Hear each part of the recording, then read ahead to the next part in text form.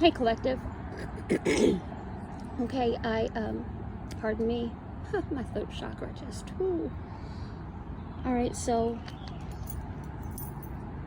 I have been going through an interesting past few weeks, and now I am back down by the water because apparently there is a story that the Holy Spirit wants me to tell. And I didn't want to tell it. Actually, I kind of was happy to stay safe in my bubble. But there was a problem with that. Because I wholeheartedly went to God in prayer, and I asked Him to reveal that thing inside of me that needed to come out. And apparently this is it. And this is my boogeyman. And the only thing that keeps playing in my head, though, is my daughter, my oldest daughter's favorite cartoon whenever she was a baby. One of the little songs that said, "God is bigger than the boogeyman." Yep, that one. So anytime I'm starting to be afraid of anything, I just think of that one. But no, so I went ahead and I stepped out of my sanctuary and I came over here by the water. And I found myself a seat on the trunk of this beautiful grandmother tree. But then this beautiful grandmother tree. And at the root of the tree, and I perched up and I sat down, and then all of a sudden, look what I see. Rest in peace, little one. But, so, that right there is a confirmation.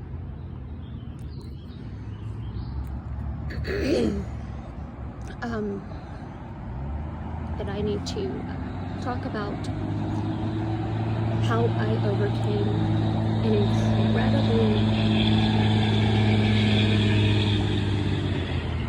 gut-wrenching, soul-gouging experience of betrayal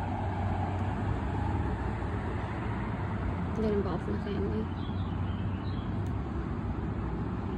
but also the community that I lived in. From my perspective, the things that I observed in the time that I was there. Because in 2014, I moved back to this specific town because my birth family encouraged me to. They wanted me to. They encouraged me to move back there to be with them whenever my marriage fell apart. And so I did. And things very much from the very beginning were not as they seemed to be. Both with the way that my marriage dissolved. The contract didn't get held, but with my family, I set up house, and for one reason or another, things didn't work out, so I moved to a different town, tried to get a job, and things didn't really work out. And so eventually, after a year, I was finally able to get my children back into the home with me. And start my life. And by that time, I had already kind of been torn down, like several ways from Sunday, with no support, no real ability to get a job. Really didn't know what to do with my life, because I had no support. And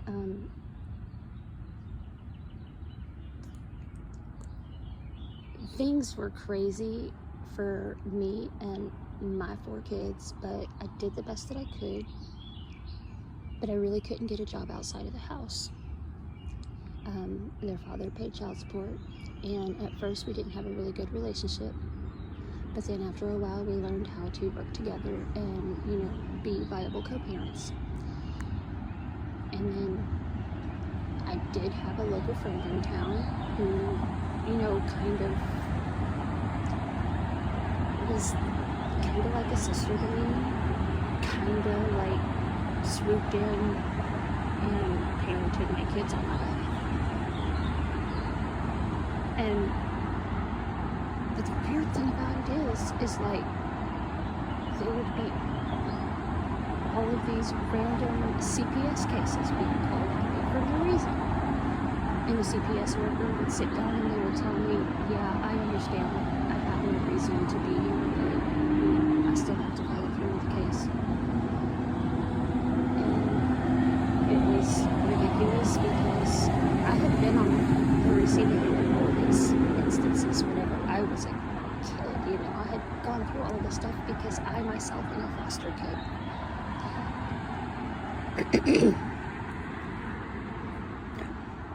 Throat shot. But and it got to the point where I just tried and tried and tried and tried, and finally I just needed the kids' dad to help for a few months for me to get my finances in order. And but he was like, no, you know, I won't take them for a few months, I'll take them for 18 months. And I knew at that point that, no, I wasn't going to get my kids back after that. There was always going to be one reason or another as to why they weren't going to be able to come back to me, but I just kind of understood what was going on. And but one of the stipulations of me getting my kids back in the future was for me to get a job outside of the house. So I immediately went looking for a job. And I got a job at a local restaurant. And I loved working restaurant work because I'd been working restaurants on and off since I was young. This restaurant was kind of a nightmare. It's kind of the worst restaurant I'd ever worked in up to that point. All sorts of violations.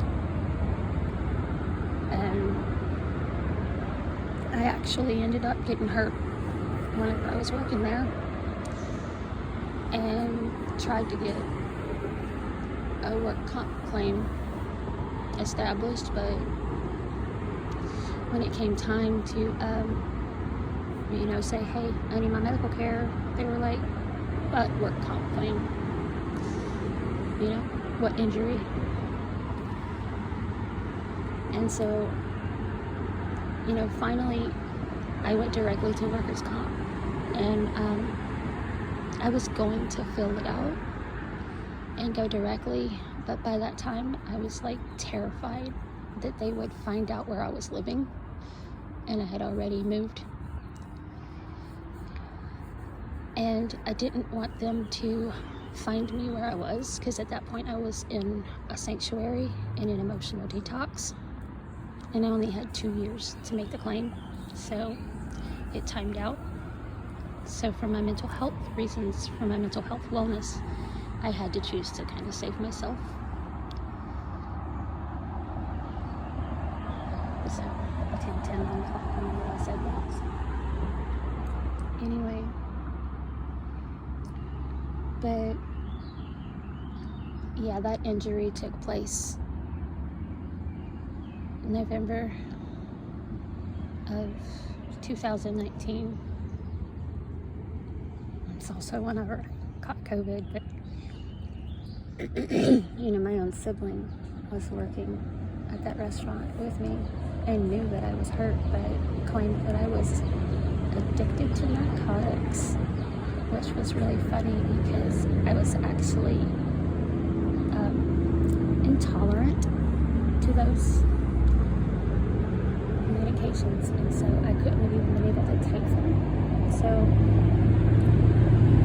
and plus I'm clean for, I was 20 plus years at that time, so, but anyway, so I lost my job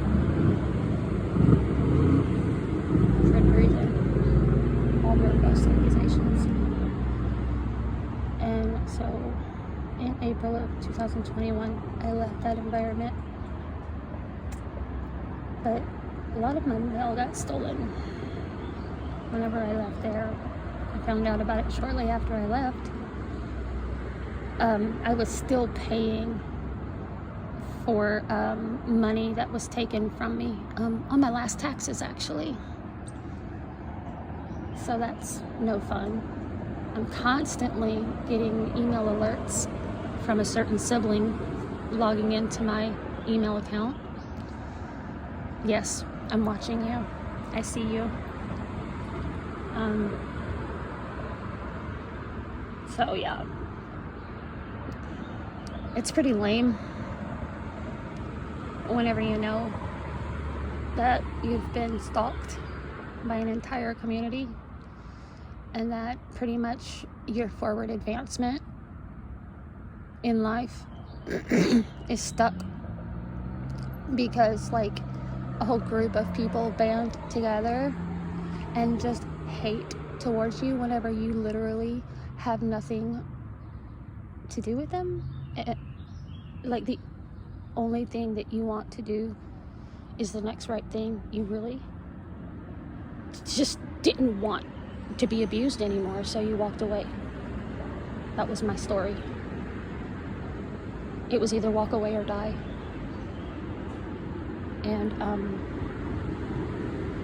when I walked away, a whole bunch of people decided that they were gonna do wrong things in my name. And so that's on them, not me. Period.